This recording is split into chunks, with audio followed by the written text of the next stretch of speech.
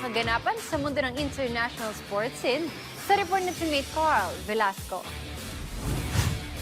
Patuloy yung tagisin ng galing at husay ng mga atleta sa 2026 Olympic Winter Games Milano Cortina sa bansang Italy. Nasungkit ni American speed skater Jordan Stolz ang kanyang ikalawang gold medal sa Milano Cortina matapos ang isang dominanteng performance sa oval. Isang bagong Olympic record ang naitala ng long track skater matapos magdala ng 33.77 seconds kung saan naungusan nito ang pambato ng Netherlands na si Jenning Debu na nagtala ng 33.88 seconds. Naiuwi naman ni Laurent Dubray ang bronze medal nang magtala ito ng 34.26 seconds. Samantala, matatanda ang naitala rin ni Stolz ang Olympic record sa men's 1,000 meter speed skating event matapos ang pagbulusok nito sa oras na 1 minute and 6.28 seconds, kung saan pumangalaw rin si Debu para sa isang silver medal finish. Huling nakuha ng Amerika ang ginto sa naturang sport matapos ang 34.82 second performance ng speed skater na si Joey Chick noong 2006.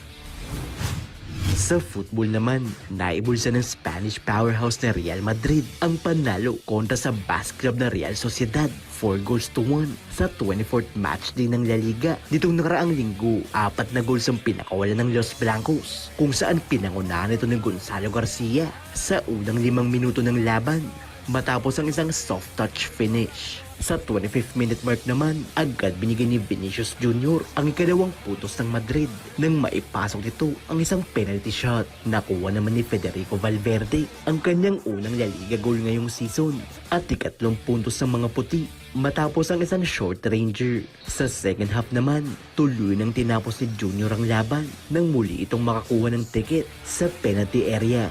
Dahil sa panalo, hawak na ngayon ng Arma ang first seed sa league standings. Bit ang 19 wins, 3 draws at 2 losses.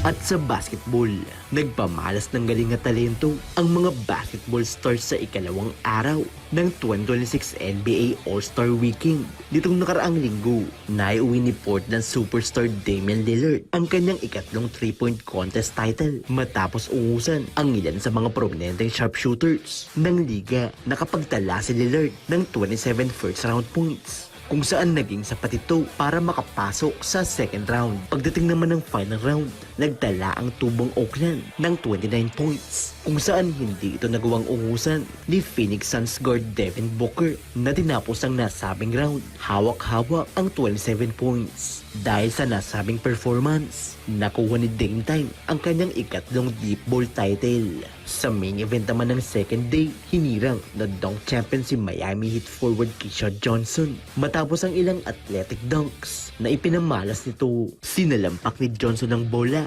gamit ang mga signature dunks nito na cradle reverse windmill, between the legs reverse dunk at free throw windmill slam. Dahil dito, hinirang na kampiyon ng nooy undrafted na si Johnson, kung saan hawak nito ang 3.1 points, 1.9 rebounds para sa 7.6 minutes per game ngayong season. Carl Velasco para sa Pambansang TV sa Bagong Pilipinas.